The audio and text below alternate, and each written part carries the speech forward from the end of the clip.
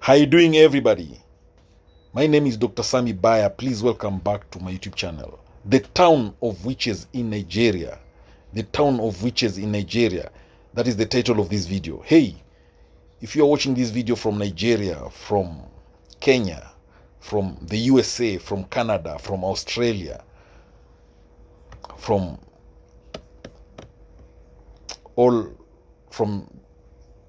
the Philippines, from Japan, from India.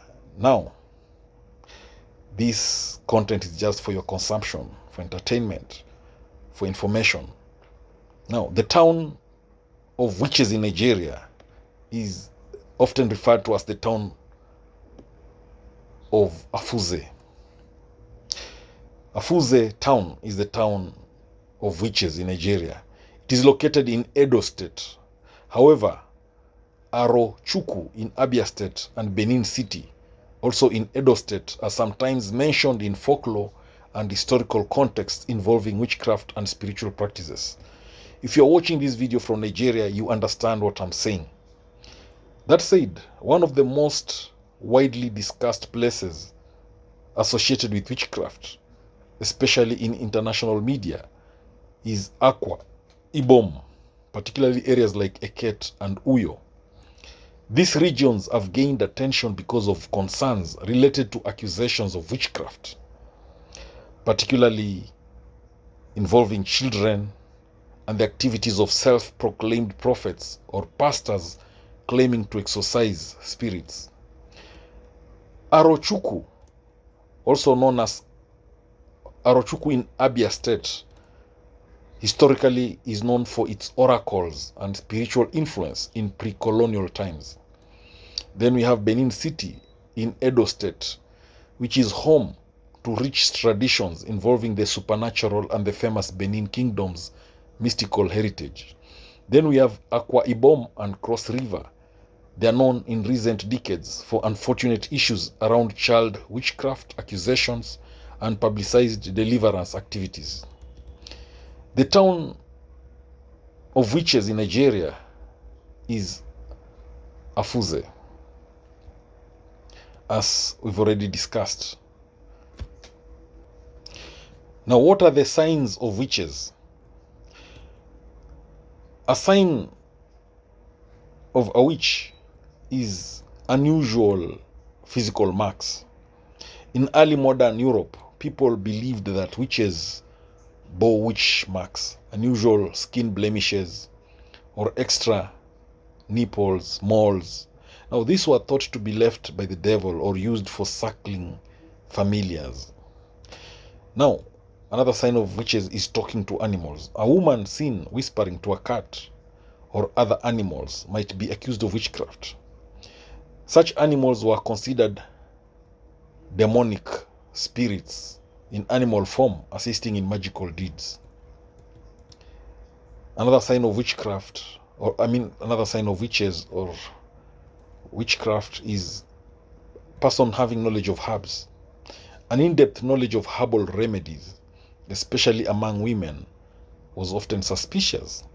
Healing through herbs, while common, was sometimes seen as tampering with supernatural forces. Another sign of witches is solitary lifestyle. Those who lived alone, especially the older women, were more likely to be accused of witchcraft. Isolation bred suspicion, and society often feared what it didn't understand.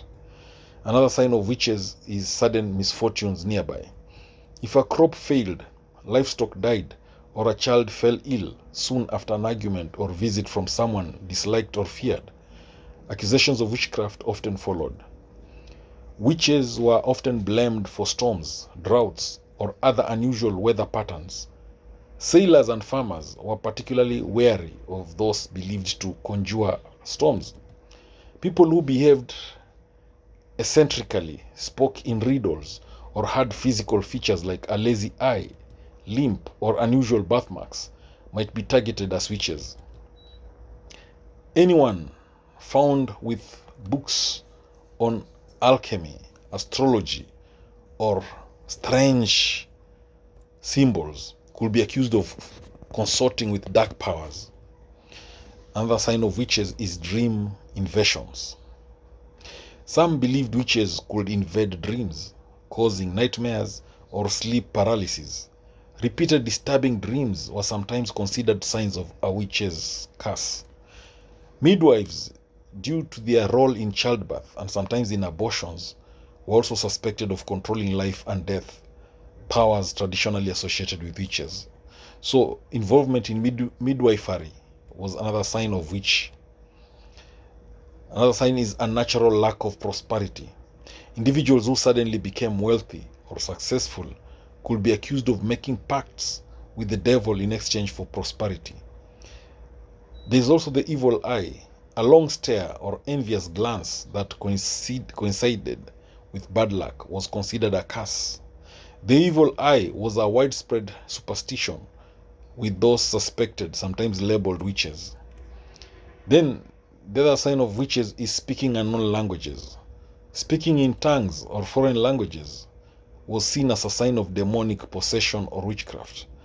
People who questioned the church, failed to attend services, or practiced alternative spiritual beliefs were frequently labeled heretics and sometimes witches. There is also the strange noises or lights at home.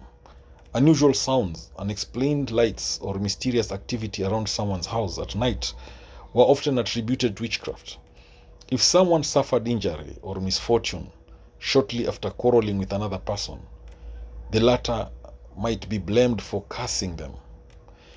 In an age without neurological understanding, or trance-like behavior were interpreted as evidence of possession or magic rather than medical issues. Another sign of witch is fear of water tests.